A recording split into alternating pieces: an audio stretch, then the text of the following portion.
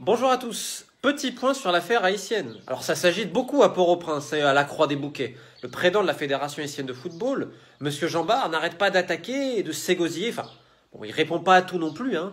En référence à cette interview à Radio Magique 9, on lui a demandé est-ce que vous avez eu des enfants avec des joueuses, etc. Bon, là, il a préféré ne pas répondre. Je sais pas, c'est peut-être un heureux hasard.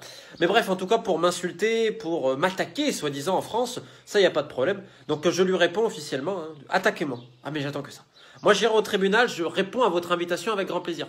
Et peut-être que c'est même moi qui vais vous attaquer, parce que bon, à force de m'insulter de tous les noms et de prendre les gens pour des cons, il faut dire stop. Donc, je réfléchis, moi, à vous attaquer sérieusement. Parce que moi, je ne suis pas un menteur, contrairement à vous.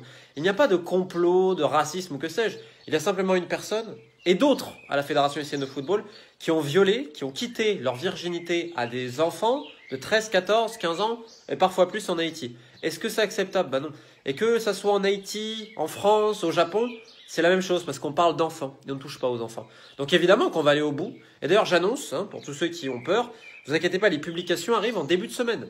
On a dû attendre un petit peu parce qu'il y a un processus légal, les droits de réponse, etc. Tout. Donc vous inquiétez pas, ça arrive. Hein. On a bien travaillé, on a même très très bien travaillé. Et puis moi je travaille sur d'autres choses, hein, parce qu'il n'y a pas que les publications.